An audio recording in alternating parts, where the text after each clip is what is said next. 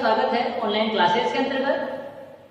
आज हम आपके लिए लेके आए हैं यहाँ पर भाग 15, भाग 14 यानी कि 14 तक जो हमारे कंप्लीट हो चुके हैं और हमारा प्रथम अध्याय था भारत का वैभवपूर्ण अतीत, वो चल रहा है और अभी भी आगे उसका कुछ हिस्सा है वो बचा हुआ है।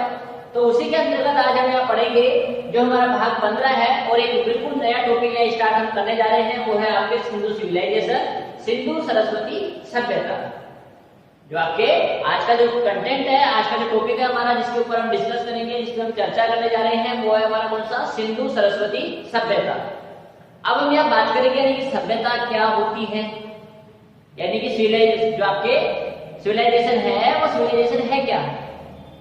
तो वहां पर अगर आप देखें तो यानी कि एक तरह से अपन बहुत इतिहास में पढ़ते हैं, एंशिएंट हिस्ट्री पढ़ते हैं, मिडाइवल पढ़ते हैं, मॉडर्न पढ़ते हैं।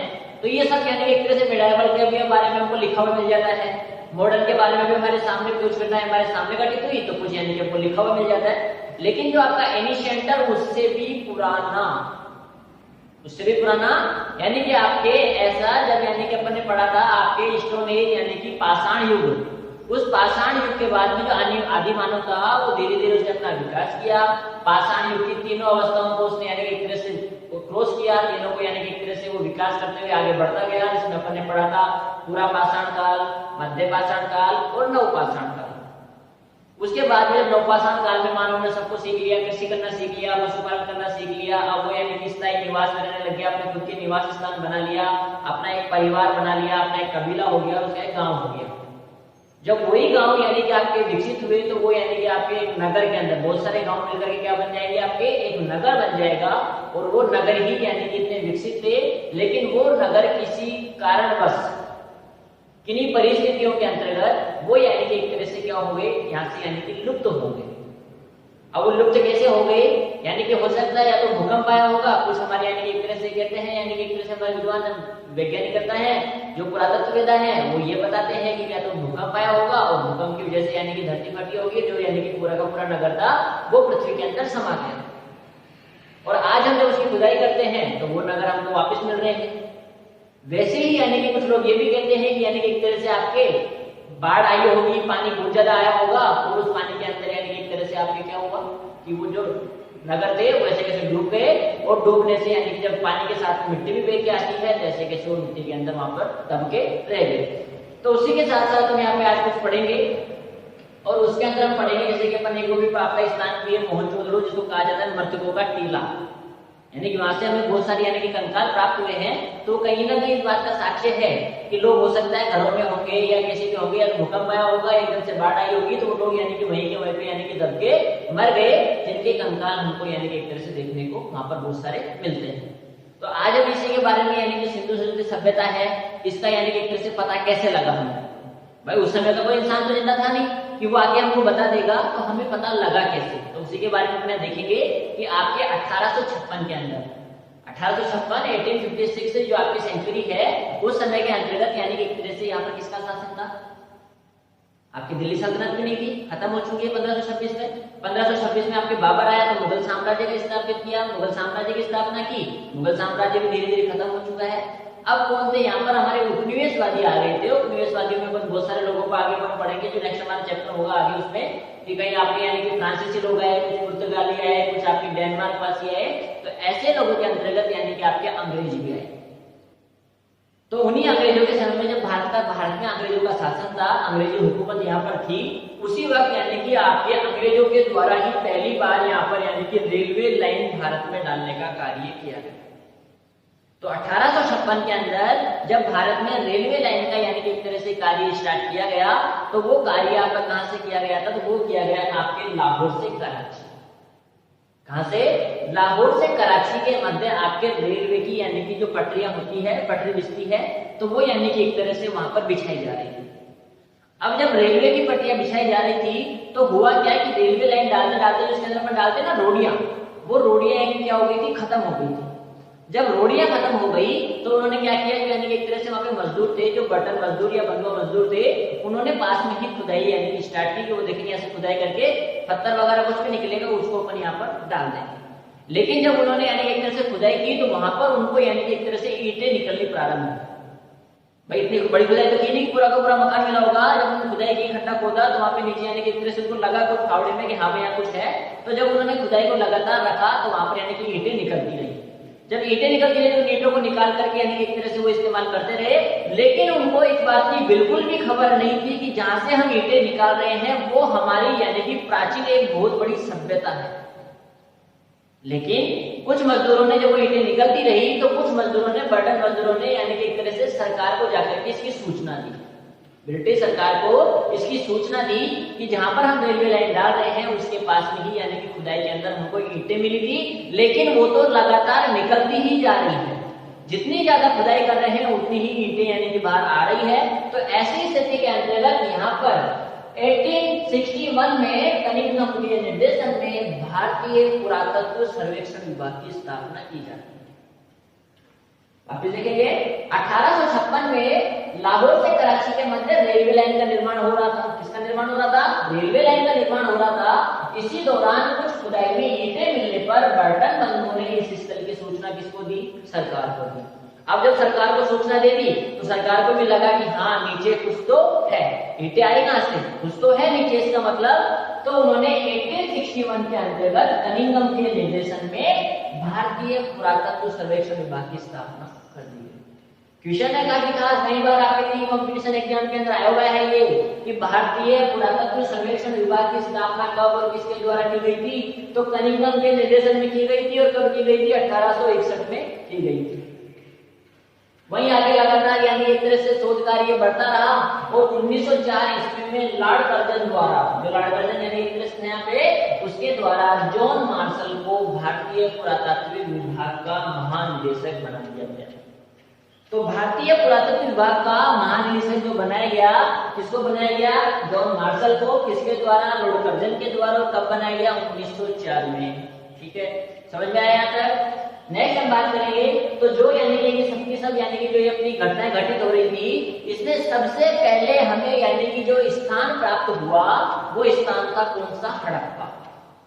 सबसे पहले खुदाई के अंदर जो यानी हमें सक्सेस यानी एक तरह से हमको मिली, हमको सफलता मिली। और जो सबसे पहली सफलता मिली जिस नगर को प्राप्त करने में, वो नगर का कौन सा? आपका हड़प्पा स्थल था, हड़प्पा नगर था।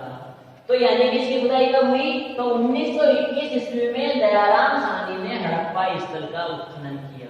यानी कि 1921 में हमको हड़प्पा स्थल है वो पूर्णतः मिल चुका था। हड़प्पा स्थल कब मिला? 1921 में। खुदाई किसने की? दयाराम साहनी के द्वारा करवाई गई। अब नेक्स्ट 1922 में अगले ही वर्ष एक और स्थान हमको मिला, और वो स्थान कौन सा है? आपका मोहनजोदड़ो। ठीक है, ये नेक्स्ट स्थान कौन सा? आपका मोहनजोदड़ो, जिसे मोहनजोदारो भी कहा जाता है। मूवी देखी होगी आपने ऋतिक रोशन की, तो उसी प्रकार से यानी कि मोहनजोदड़ो वो भी वहां पर था। और जब ये अपन बात कर रहे थे यानी कि एक तरह से जो ये सभ्यताएं लुप्त हुई, तो कहीं ना कहीं या तो भूकंप के कारण या किसके कारण? बाढ़ के कारण। तो आपने उस मूवी में अगर देखी होगी किसी ने मोहनजोदारो, तो उसमें आपने देखा होगा कि अंत के अंदर जब आपके सिंधु सिविलाइजेशन है तो वहां पर जो नदी है, नदी के ऊपर यानी कि एक तरह से बांध का कार्य किया जा रहा था। उस बांध जब टूट जाता है तो उससे इतना पानी आता है कि पूरा का पूरा नगर ही उसमें डूब जाता है। और जब वो नगर डूब गया तो इसका मतलब उसका अस्तित्व वहां से खत्म हो चुका था, वो मिट्टी के अंदर दफन हो चुका था। तो उसी के साथ साथ यहाँ पर भी यानी कि 1922 में राखल दास बनर्जी के द्वारा मोहनजोदड़ो का पता लगाया गया। तो कुछ चीजें आप ध्यान रखनी है आपको। सबसे पहले पता कब लगा? 1856 में। उसके बाद में भारतीय पुरातत्व सर्वेक्षण विभाग की स्थापना कब हुई? 1861 में। महानिदेशक किसको बनाया गया? जॉन मार्शल को। किसके द्वारा? लॉर्ड कर्जन के द्वारा। और कब बनाया गया था? 1904 के अंदर बनाया गया था। नेक्स्ट आपके सबसे पहला स्थान जो हमको मिला यानी कि दयाराम साहनी ने हड़प्पा स्थल का उत्खनन किया था 1921 में। नेक्स्ट 1922 में राखलदास बनर्जी ने मोहनजोदड़ो का पता लगाया। अब हम देखेंगे कि हड़प्पा की जो खोज है वो सबसे पहले हुई, इसीलिए इसे क्या कहा जाता है? हड़प्पा स्थल कहा जाता है, हड़प्पा सभ्यता कही जाती है। यानी कि जो अपन यानी एक तरह से उत्खनन में जो हमको स्थान प्राप्त हुआ, सबसे पहला जो स्थान प्राप्त था वो कौन सा था? हड़प्पा। टोटल जो स्थान है वो कितने आपके? 1400 स्थान है, उनको भी अपन आगे देखेंगे पीसी में। तो यहाँ पर हड़प्पा की खोज सबसे पहले हुई, इसीलिए इसे हड़प्पा सभ्यता कहा जाता है। नेक्स्ट पढ़ेंगे अपन, हड़प्पा सभ्यता के प्रारंभिक स्थल सिंधु नदी के आसपास थे। हड़प्पा सभ्यता के जो प्रारंभिक स्थल थे वो कौन सी नदी के आसपास थे? सिंधु नदी के आसपास। अब आप बताओ कि नदी के आसपास ही क्यों होंगे, नगर में क्यों नहीं होंगे, या वो कोई दूसरे पहाड़ों में या घाटियों में क्यों नहीं होंगे? क्योंकि जो आपने हमने पढ़ा था कि सबसे पहले जो प्राचीन मानव, आदि मानव, फिर पाषाण कालीन मानव, ताम्रकालीन जो ताम्र युग हो गया आपका, तो धातु युग, मिश्रित धातु, तो ऐसे यानी कि लगातार वो बढ़ रहे थे। तो लेकिन उनका जो सबसे प्रमुख यानी कि व्यवसाय था, उनका यानी कि आर्थिक स्थिति को मजबूत करने वाला पक्ष था, वो क्या थी? कृषि।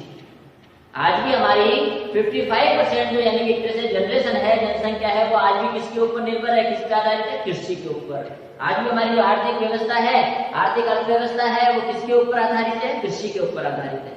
जब आज भी कृषि के ऊपर आधारित है, तो उस समय तो पूरी 100% ही किस पे आधारित होती थी? कृषि पर। अब कृषि आप कहाँ करोगे? पहाड़ पे कर लोगे क्या? नहीं कर सकते। कृषि कहाँ होगी? जहाँ पर आपको पानी ज्यादा मिलेगा। तो इसीलिए उस समय कोई आपके नदी में, आपके यानी कि एक तरह से यहाँ पर बात करें तो कोई आपका कुआं नहीं था, कोई ट्यूबवेल नहीं था, हैंडपंप नहीं था, कोई आपके तालाब नहीं थी, बावड़ी नहीं थी। अगर उस वक्त पानी का कोई भी स्रोत था तो वो क्या थी? नदी थी। तो इसीलिए यहाँ पर सबसे पहले अगर हड़प्पा सभ्यता के प्रारंभिक स्थल हमको कौन सी नदी के पास मिले? सिंधु नदी के आसपास से। इसीलिए प्रारंभ में इसे सिंधु घाटी सभ्यता भी कहा गया। सबसे पहला स्थल कौन सा मिला? हड़प्पा। इसलिए इसको पहले नाम दे दिया भैया हड़प्पा सभ्यता है। भाई लोगों को लगा ये एक ही स्थान होगा, लेकिन धीरे धीरे स्थानों की खुदाई करते गए तो स्थान बढ़ते गए, एक के बाद एक, एक के बाद एक। जब यानी कि बहुत से स्थान हमको पास में मिले तो कौन सी नदी में मिले? सिंधु नदी में मिले। इसलिए उसको नाम दे दिया गया कौन सा? सिंधु घाटी सभ्यता या सिंधु हड़प्पा सभ्यता। अब आगे बढ़ते हैं। अब यह हड़प्पा सभ्यता का जो महत्वपूर्ण सर्वाधिक भौगोलिक एवं सांस्कृतिक विस्तार है, यानी कि हड़प्पा सभ्यता है हमारी, इसका महत्वपूर्ण यानी कि अभी तक तो स्थल है, लेकिन काफी इससे भी बड़े महत्वपूर्ण स्थल वो यानी कि सर्वाधिक उनके यानी कि महत्वपूर्ण है उनका, यानी कि एक तरह से आपके ज्योग्राफिकल पार्ट, आपके कल्चरल यानी कि भौगोलिक सांस्कृतिक जो यानी कि विस्तार है वो कहाँ का हुआ? पंजाब, हरियाणा, राजस्थान, गुजरात की पथ में हुआ। तो कहाँ पर था ये? जो इनमें लुप्त सरस्वती नदी घाटी क्षेत्र, यानी कि पंजाब, हरियाणा, राजस्थान, गुजरात, जहां से कभी सरस्वती नदी बहा करती थी, उसी सरस्वती नदी घाटी के क्षेत्र में यानी कि एक तरह से हमको मिलता है। इसीलिए सिंधु सरस्वती सभ्यता नाम दिया जाना ही उपयुक्त होगा। तो इसे हम हड़प्पा सभ्यता भी नहीं कहेंगे, सिंधु घाटी सभ्यता भी नहीं कहेंगे, सिंधु हड़प्पा सभ्यता भी नहीं कहेंगे, इसको हम कहेंगे सिंधु सरस्वती सभ्यता। समझ में आया यहाँ तक? तो इसीलिए आज का जो हमारा कंटेंट था वो क्या था? सिंधु सरस्वती सभ्यता। और आपने ये समझ लिया कि सिंधु सरस्वती सभ्यता आखिर है क्या।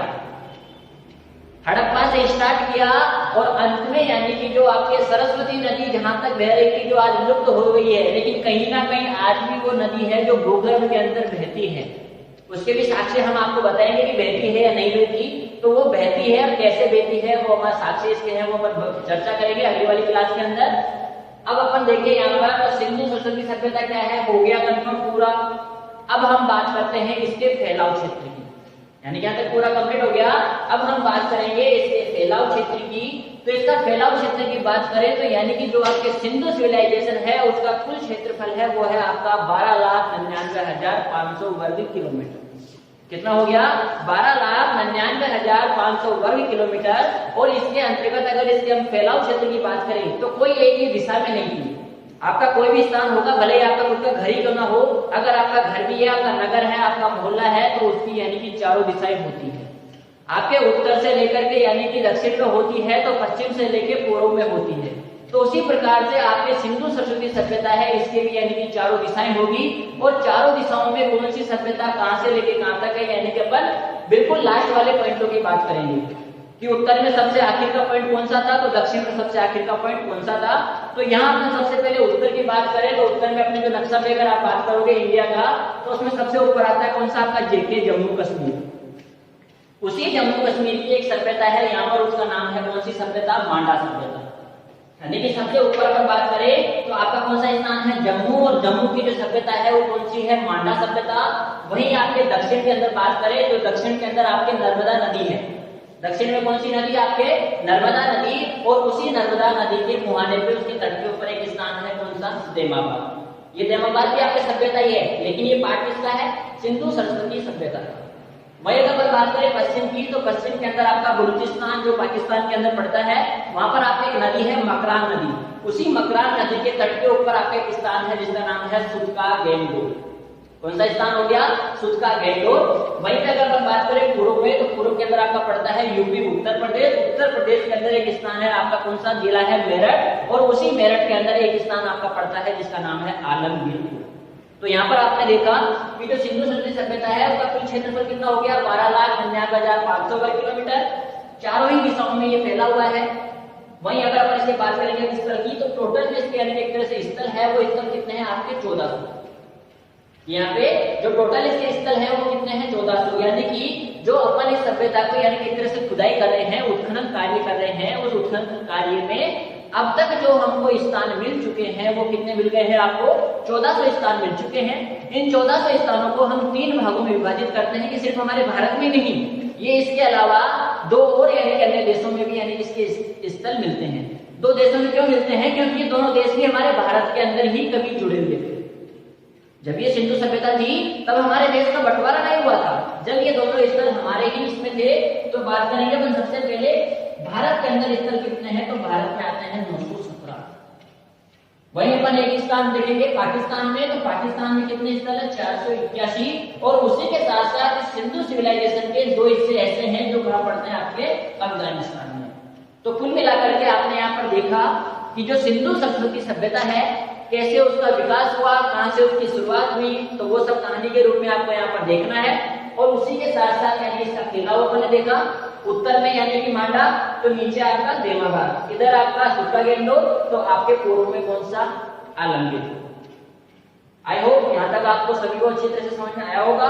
नेक्स्ट जो हमारी क्लास होगी उसके अंदर अपन चर्चा करेंगे यहाँ पर कि जो पूरी की पूरी सभ्यता है वो कौन सी नदी के ऊपर फैली हुई है? सरस्वती नदी के ऊपर।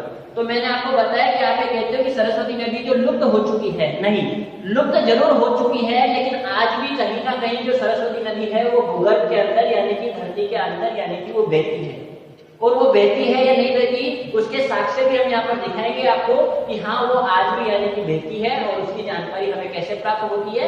इन सभी बातों के ऊपर हम चर्चा करेंगे भाग कौन से में? 16 के अंदर। ठीक है।